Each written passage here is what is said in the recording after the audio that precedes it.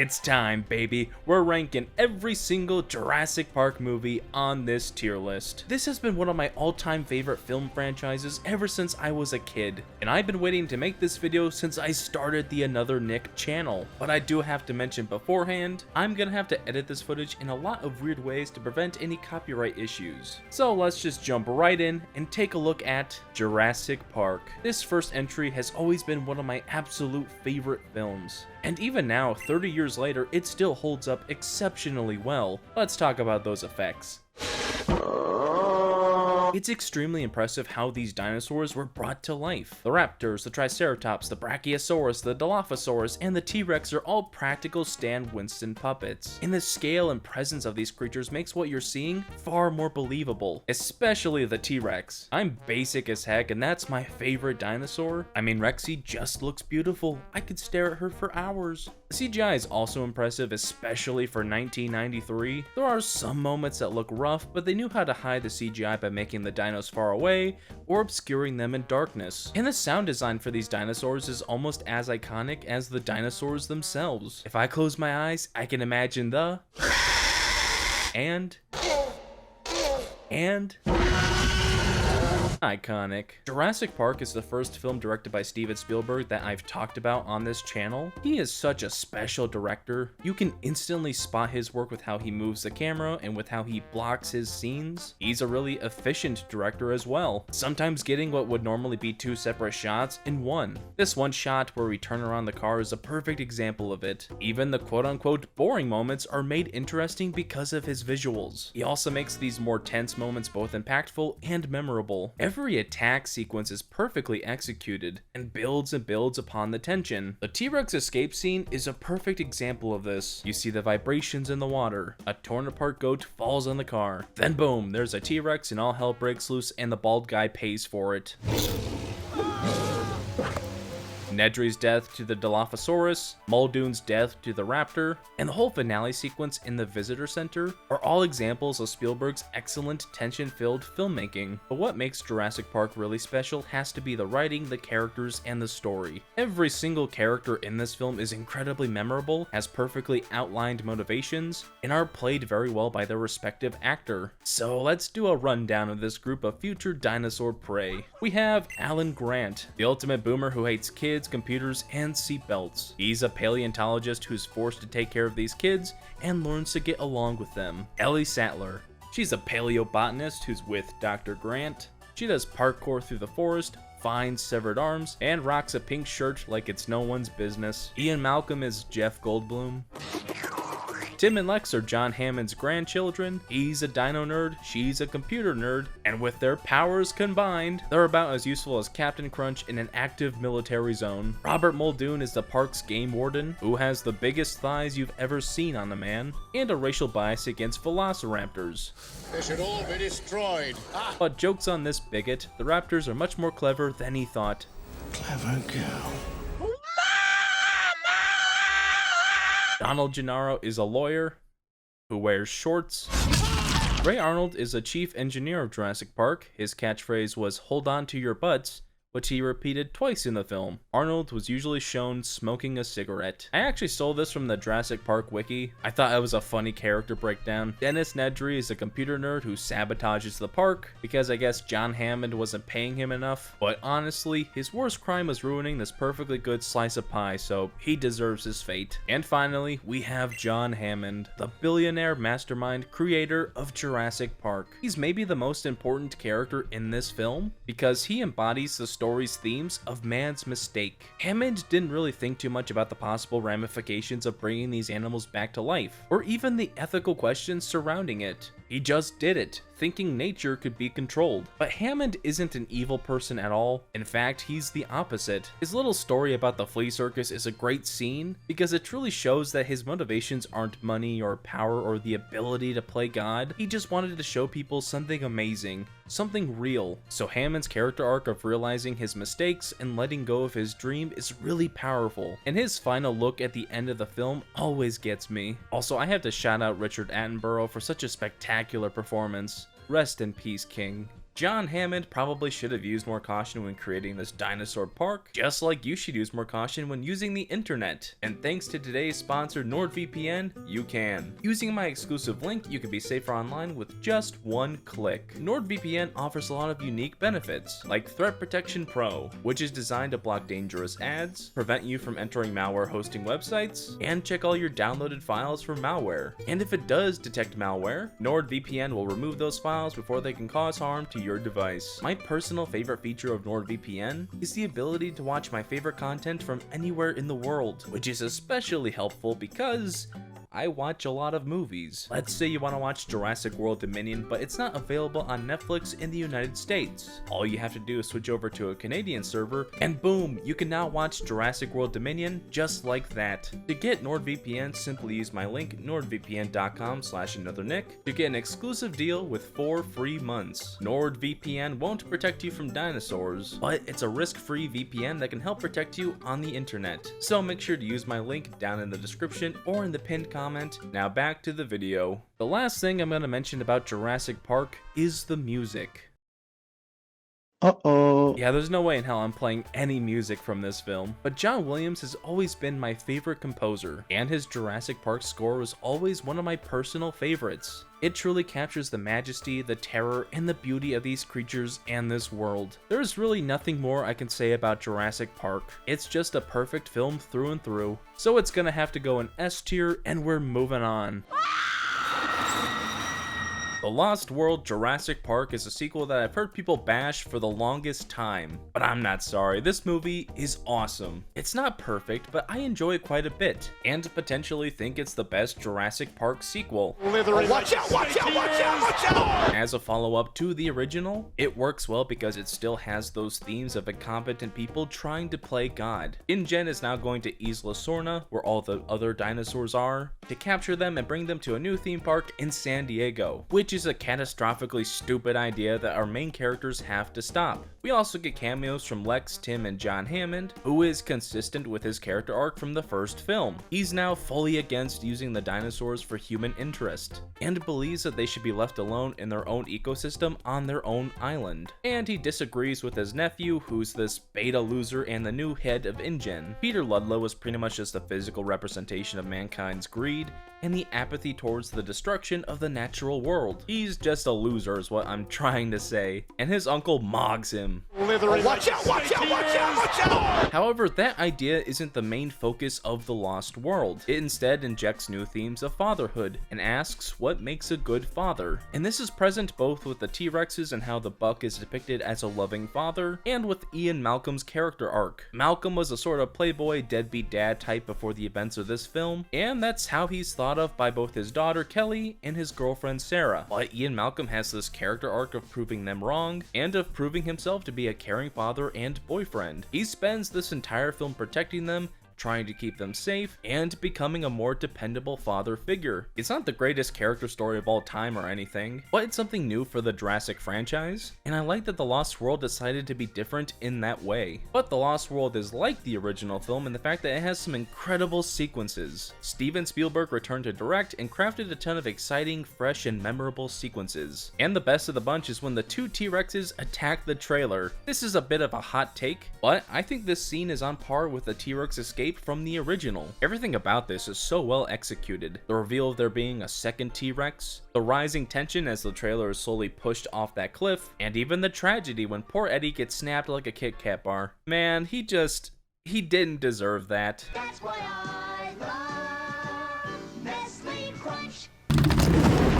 And speaking of Eddie, I think him and the other new characters are solid. They're not anywhere near as good or memorable as the original film's cast, but they're certainly all watchable. Nick Van Owen and Eddie Carr are both solid supporting characters, they both add a ton of humor, and they're also both MVPs at different moments. I understand why people find Kelly annoying, but honestly, I think she's perfectly fine as this teenage girl character. But the scene of her spinjitzu kicking a 500-pound velociraptor to its death is too silly to take seriously. Sarah Harding is a very mixed character to me though. I think the character's motivations are sometimes at odds with how she's actually written. Like, she goes on and and on about how they can't interfere with the animals, and that they should only study, observe, and document. But then like 2 minutes later, she's petting a baby stegosaurus. Like, come on. Roland Tembo is an infinitely entertaining character. He's just a big, badass alpha hunter dude with an earring that I didn't notice until this rewatch. But let's talk about that San Diego scene. Yeah, the T-Rex killing everyone on the boat and then getting locked into the cargo hold is flimsy at best. Like, how is there just a hand on the steering wheel? The T-Rex didn't bite through the cabin. It's perfectly intact, what gives? But despite the problems with the San Diego sequence, this is one of my personal favorite moments in the whole franchise. It is so cool seeing a T-Rex wreak havoc in a modern day city, and the scene of the kid looking out the window and seeing a T-Rex hits so deep. As a kid, I always hated looking out of dark windows, because I thought I would see something like this. But unfortunately, the T-Rex did kill the dog, so I think we're gonna have to kill this guy, Miku. Overall, I love The Lost World Jurassic Park. It's not a perfect film, but it's a more than worthy sequel with solid characters, a good story, and some truly epic Spielberg sequences. So it's going in A tier. Jurassic Park 3 is the first of the bad Jurassic sequels, and man, is it majorly disappointing in many different ways, especially the characters. Alan Grant...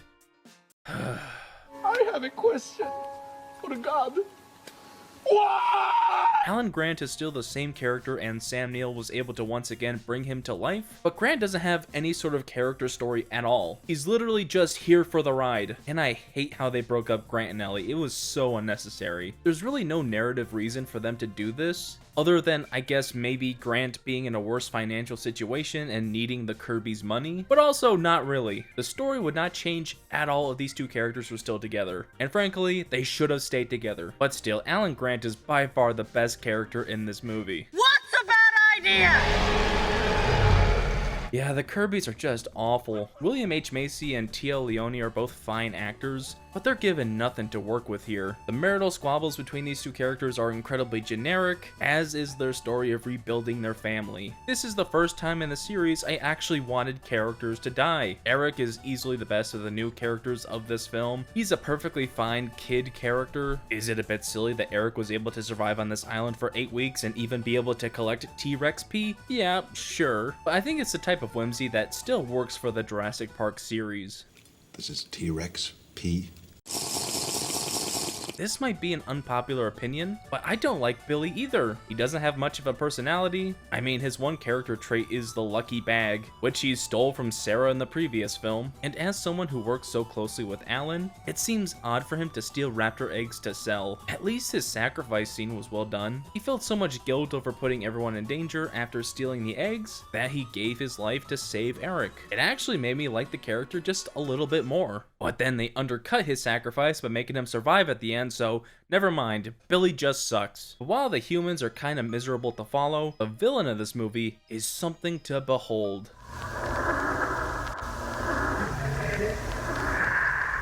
The Spinosaurus is an absolute menace. I don't love everything about her, we'll talk about that in a minute, but her persistence in tracking these people across the island makes her an especially scary dino. I mean, that reveal where the Spino is just staring at them is pants-crappingly scary. I don't love the Spino versus T-Rex fight though. I'm a certified T-Rex enjoyer. Rexy is my favorite character of the franchise, and seeing this, till this day, still feels wrong. And I absolutely hate seeing that fraud Spinosaurus take the T-Rex's place on the logo. How dare you stand where he stood? Also, the effects really let this dinosaur down. The CGI for most of the film isn't terrible, but it's actually the puppet that looks off. This thing's movements are so robotic and slow. At times, it honestly kind of looks like a theme park animatronic. I mean, there's less life in this thing than Freddy Fazbear.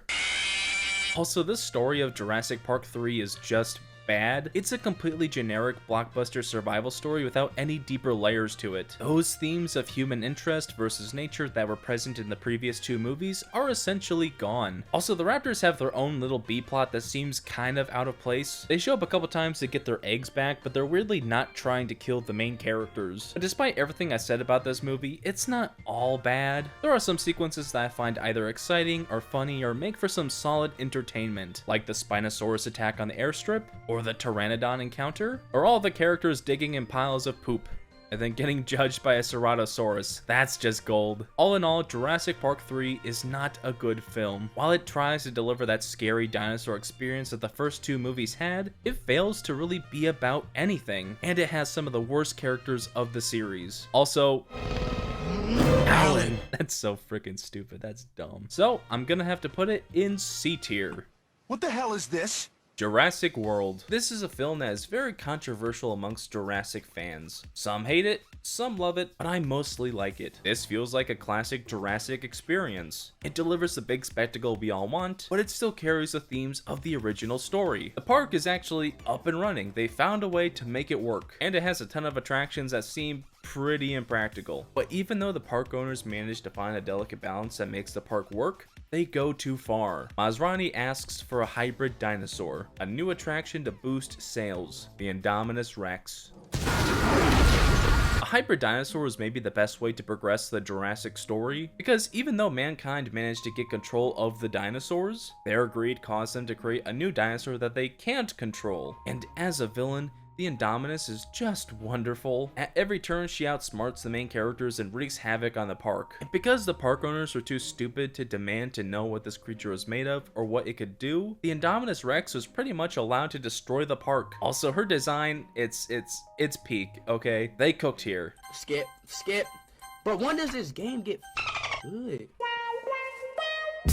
We get a fresh new cast of characters from Jurassic World, and for the most part, I like them. Claire Dearing is a solid protagonist. Bryce Dallas Howard fills her with a ton of personality, and I like her character arc of gaining more empathy for other people and other creatures. She slowly starts to see them as real living beings, and not just numbers on a page. Zach and Gray are easily the best kid characters of the series. They have a sadly realistically depicted family dynamic where Judy Greer and David Wallace are getting a divorce, and Gray feels like he's losing his family and his stability. But the two brothers have this story of strengthening their bond, and Zach becomes that rock that Gray needs. The rest of the tertiary characters are pretty cool. Dr. Henry Wu becomes this mad scientist character, Larry adds some needed humor, and Masrani works as an almost Hammond 2.0 type of character. But then there's Owen Grady. Woohoo! Chris Pratt on a motorcycle with the Raptors. I like Chris Pratt. I think when he fits for a character, he works really well. But Owen is just so flat. He doesn't have a character arc like the other main characters. He doesn't really have much of a personality outside of the Raptors, and he's just boring. But Owen isn't the worst character of this film because Hoskins exists. Oh boy! Hoskins! Him and the whole Raptor storyline is dumb and just gets dumber the more you think about it. Why would anyone think using Raptors for military use could ever work? I don't mind Owen training the Raptors. That part of the story is fine because it's made clear that the Raptors are still dangerous animals and not pets. But Hoskins sees that the Raptors are dangerous and still wants to use them as weapons. I know they based this idea off the Navy training dolphins, but do you know how many documented cases of dolphins killing humans there are? 1. These new modern Raptors have only been around for like 20 years, and they already have a much higher kill count. But at least Hoskins gets a very fitting end. I'm so sorry, Vincent D'Onofrio. You deserved better. This is the most action-packed Jurassic film so far, and it works really well. All the Indominus Rex attack scenes are scary and very tense. Rest in peace, big guy. The pterosaur attack is crazy and chaotic and features a Jimmy Buffett cameo. Rest in peace, Jimmy Buffett. But the finale is something special. When the situation gets too dire, Claire goes to get more teeth, and that's when we see her, Rexy, the queen, the goddess, my inspiration, and she breaks that Spinosaurus skeleton and fights. This was special to me when it first came out in 2015 because my favorite dinosaur came back in such a big fan servicey way. People think fan service is a bad thing, but when it's done right, how can you not enjoy it? Yes! Yes! Overall, Jurassic World isn't a perfect film. It has issues, but what it does right, it does very right. So it's gonna go in A tier. Jurassic World Fallen Kingdom. This is the worst film on this list so far, and it's not even close. The character writing is awful in nearly every single aspect. Owen is once again a blank slate of a character without any sliver of character story. All of his personality comes from Chris Pratt's performance, and Owen's relationship with Blue, as well as his romance with Claire, are both incredibly underdeveloped, even when compared to the first Jurassic World. But I suppose it's better than Claire, who gets a bad story arc. Claire begins to feel guilt over her role in Jurassic World, a place where people took advantage of these animals for money. And this leads to her deciding to kill all the dinosaurs at the end, because despite her wanting to protect the dinosaurs throughout the film, she now thinks it's best to correct man's mistake and let them all die. While on paper this story could work well, it's weird for her to feel so much guilt over her role in the park when she was just a manager. The villain of this film blames her for the creation of the Indominus Rex, but we know she didn't sign off on its creation, Masrani did. She was the park's operation manager. Does that mean that Jimmy Buffett, who opened up a Margaritaville in Jurassic World, is also responsible?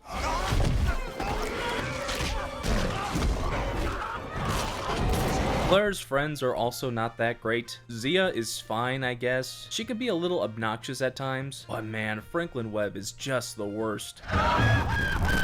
How are actual children from this series less scared of dinosaurs than him? It's so odd. Then we have the Lockwood characters, and this is a whole bag of nonsense. There's a big retcon where we learn that John Hammond worked with a guy named Benjamin Lockwood, and together these two created the original dinosaurs from the original park, but they had a falling out because Lockwood cloned his dead daughter.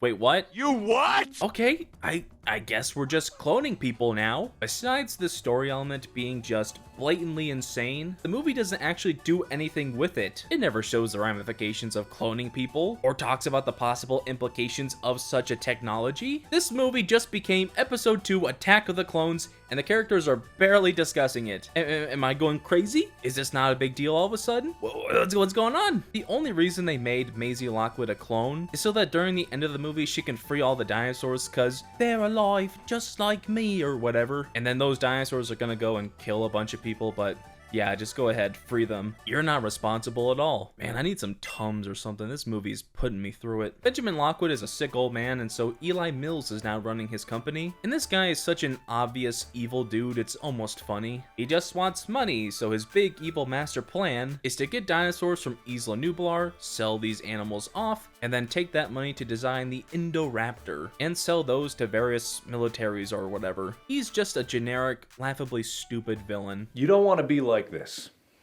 This is disgusting. The Indoraptor is the new mega cool dinosaur of this film, and I'm sorry, but I hate it. Its design is fine, and I do like how much personality they gave this creature. It seems to get enjoyment out of being a scary monster, but as the main plot of the film, the Indoraptor is just a rehash. It's a hybrid to be used for military purposes. Where have I heard those story points before? Since the whole story revolves around the creation of this dinosaur, it makes the entire movie feel kinda pointless. But despite everything I said, there are some things about Fallen Kingdom I do like. This is an insanely well-directed film. J.A. Bayona tried his best to make a good movie, and there are a bunch of sequences that are well executed and show his visual flair. The opening sequences with the T-Rex attack and the Mosasaur attack is honestly terrifying. The finale at Lockwood Estate is full of fun slasher-like moments, and the Brachiosaur's death as Isla Nublar explodes is so devastating. It's crazy how in this big, expensive corporate product, we got a moment of true artistry. I just wish the rest of the movie was up to this level. But all in all, Jurassic World Fallen Kingdom is still a bad movie. It's empty, dull, nonsensical, and absolutely the worst film we've talked about so far. It's going in D tier.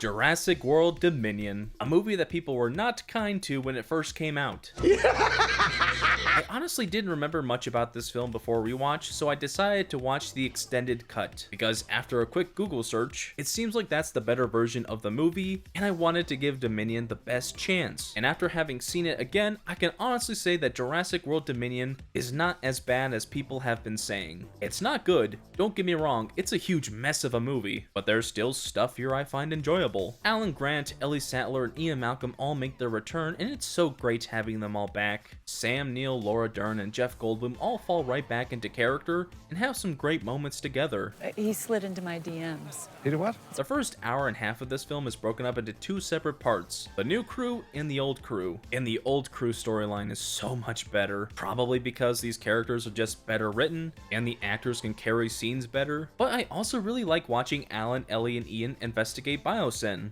and try to get evidence of their wrongdoing. Also, you can't possibly know how happy I was that Alan and Ellie got back together. However, the flip side of this movie with Owen and Claire is so much worse. Maisie and Beta get kidnapped, and so Owen and Claire go on this globe-trotting adventure to get them back. And this is really boring, because what we get is a bunch of action sequences with dinosaurs that aren't all that well made. These scenes do introduce new ideas like a dinosaur black market, or other companies figuring out how to make their own dinosaurs, but the film doesn't properly explore those ideas with the tone they deserve. It instead uses them as a backdrop for a string of generic action bits. Please, I beg you, Jurassic movies. Stop showing us Chris Pratt on a motorcycle next to raptors. We all hate this. Know your place, trash. The main antagonist of this film is Lewis Dodgson and his company Biosyn. And yes, that's Lewis Dodgson from the original film. Oh, right, sorry. Dodgson! We got Dodgson here! And he is so awful. He's a generic, jaded billionaire villain who constantly throws fits. And his role in the film is so needlessly convoluted. Him and Dr. Wu created these bugs that eat up all the food that isn't Biosyn's seed. The bugs do this, except they're multiplying way too much, I guess. And so now he spends most of the movie trying to cover his tracks. It's really weird that the bugs are doing what he wanted them to do. They're eating everything but the Biosyn stuff. But then he's freaking out because the bugs are, I guess, doing it too good? This all just makes him a weaker villain because his evil plan is working and now he's like, oh no, this is bad, I have to run away. Oh no, Dilophosaurus! What's your story? The one aspect of Biosyn I do like is how it gave the filmmakers an excuse to include a bunch of cool new dinosaurs, like Dimorphodon, or Dreadnoughtus, or Quetzalcoatlus, or Giganotosaurus, which they mispronounce in the movie like a bunch of fools. While the first chunk of this film is a big flaming mess, I do find myself really enjoying the last hour or so, because a lot of it is just traditional Jurassic Park survival scenes, like Claire hiding from the Therizinosaurus, or Alan, Ellie, and Maisie in the cave with the Dimorphodons, or when all the characters are together and are attacked by the Giganotosaurus. And this scene in particular is pretty cool because Ian gets his hero moment that he completely squandered in the original film, and also it's funny to see everyone just all out attacking the dinosaur. These people have been almost eaten one too many times. They're all out of fear.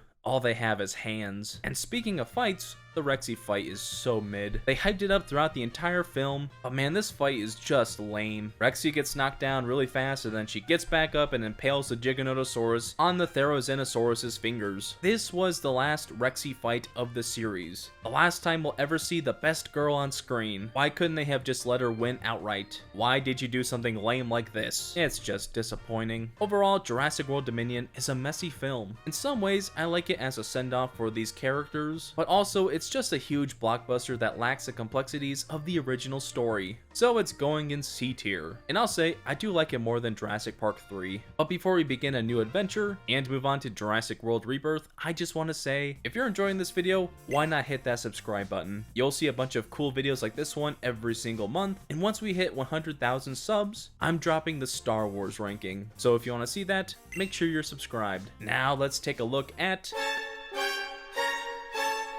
Jurassic World Rebirth. Okay, I have to say something first. Footage from this new movie is getting claimed up the wazoo on YouTube, and so I don't think I can include any footage from this new film without receiving a copyright claim. So I'm gonna have to substitute it with something else. Now, I could use AI, but that's cringe. But if you've been paying attention to this video, you might know what I have in mind.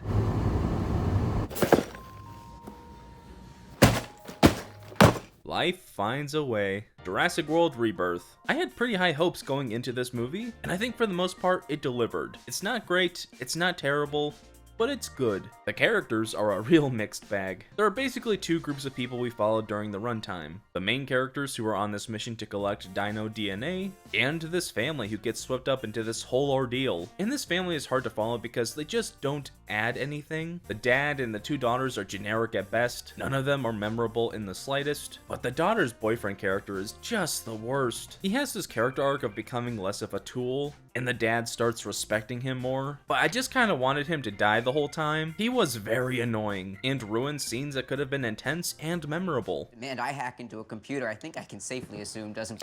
But this main crew of mercenaries that we follow are much better. Zora Bennett, Dr. Henry Loomis, and Duncan Kincaid are solid characters, and I appreciate how the film tried to give them all deeper characterization. Zora is dealing with PTSD, Loomis is trying to keep the love of dinosaurs alive, and Kincaid just wants to keep everyone alive because he failed to do so in the past. Before the characters go to this island, they have a ton of dialogue scenes, and all these feel very awkward and clunky. I mean, they work, they gave you important character details, but man do they make your eyes roll. Scarlett Johansson gives a solid performance as Zora Bennett. She gives the character a ton of personality, and she also has a ton of chemistry with Jonathan Bailey's Dr. Henry Loomis, which I did not expect. It's not a full romance story, but there's for sure something there. But my favorite character is for sure Duncan Kincaid. He is just the man. He's the best written character across the whole movie. Mahershala Ali gives a fantastic performance, but they did make one choice with this character at the end of the film that I honestly didn't care for. I won't say what it is because of spoilers, but if you saw the movie, you know. The story of Rebirth isn't anything too crazy, it's fine. The characters have to go to this island to get that dino DNA, but of course things go wrong. The film does carry those classic themes from the previous Jurassic films of human greed affecting the dinosaurs, but it also presents new ideas of human greed affecting other humans in a pretty huge way. The pacing was pretty iffy at times.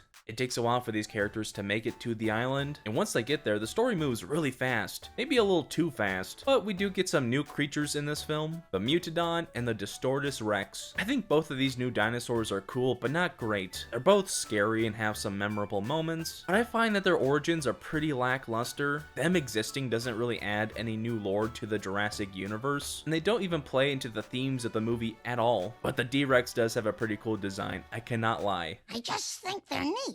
The last thing I want to say about Jurassic World Rebirth is that I loved the directing. Gareth Edwards helmed this movie. You may know his work from Godzilla or Rogue One, and he was maybe the best choice to direct a Jurassic film. His ability to show the scale of these creatures, and the way he blocks his scenes, creates some memorable Jurassic sequences. Some of my favorites are the Mosasaurus and Spinosaur attack, a T-Rex river raft scene, and the entire ending sequence. Visually, the film is also very different from other Jurassic films and feels very unique. Jurassic World Rebirth may not be the best film of the franchise or of the year. It certainly has its issues, the script is really messy at times, but it does deliver a ton of fun sequences while we follow these solid new characters on this adventure. So I'm putting Jurassic World Rebirth in B tier. And that's the Jurassic Park ranking. Thank you all so much for watching, I hope you enjoyed, and thank you so much for making it to this part of the video, and for putting up with all the edits I had to do to prevent a copyright claim. I think I'm just gonna have to have a channel policy of not covering Universal movies anymore. It seems like they're getting worse and worse in terms of making claims, so until the system changes, I'm just gonna have to focus on franchises from other studios. But that's it for me, I hope you enjoyed the video, bye!